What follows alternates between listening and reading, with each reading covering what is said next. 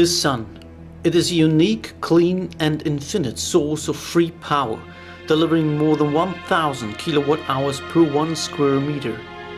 1000 kilowatt hours is the amount of energy found in 100 liters of heating oil. Wouldn't it be wonderful if we could use the energy from the sun? Solar energy, wind power and water energy are forms of very clean energy generation that can be converted to, for example, light. Photovoltaic systems use solar cells to convert solar energy into electrical energy. Solar cells are usually made of silicon, that is a semiconductor material, which means that it can conduct electricity under some conditions but not others. When looking at the periodic table, we see that silicon is part of group 14 and is situated between aluminum and phosphorus. That being the case, a silicon atom has 2 electrons in its first shell. It has 8 electrons in the second shell, but it has only 4 electrons in its outer shell. The outermost electrons are called valence electrons and are of utmost importance because all silicon atoms consist of not more than 4 valence electrons. However, all of the silicon atoms will form bonds by sharing electrons to achieve a full outer shell with 8 electrons, which makes them very stable.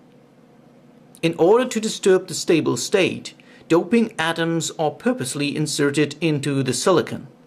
When boron is combined with silicon, free holes will be created because boron has only 3 electrons in its outer level. With 5 valence electrons, phosphorus creates additional free electrons. And that's where the magic happens.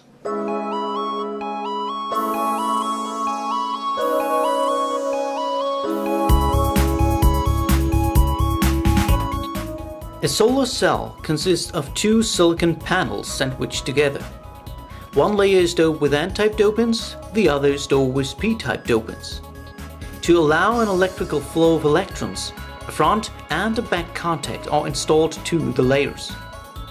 Glass is installed on top of it to protect the layers and the electrical contacts from damage. Now it's time to take a closer look at the area between both layers. In the N-doped semiconductor, there is an axis of electrons. In the P-doped semiconductor, we observe positively charged electron holes. The electrons in one layer will find their corresponding free holes in the other layer. Consequently, an internal electrical field builds up at this transition that does not permit electrons and holes to jump into the other layer. However, if photons hit the silicon layers, electron-hole pairs will be created. If this happens in the electrical field, electrons are moved to the N-doped layer and holes are moved to the P-doped layer. The system will fall into a state of imbalance because of an excess of electrons in the N-doped layer. The corresponding holes can be found in the P-doped layer. It goes without saying that these free electrons and free holes try to combine. However, the electrical field does not allow such a condition. But if you connect the top layer to the other layer, for example by using a cable, you will see that electrons are traveling to the free holes. This flow is called an electrical current and can, for example, light a lamp. Solar panels can be installed on the ground or on your roof. The solar cells collect the rays of the sun and convert solar radiation into direct current, which is eventually converted into more usable alternating current by a piece of equipment called an inverter. Connected to the inverter is another device that is going to measure the electricity produced by the photovoltaic system.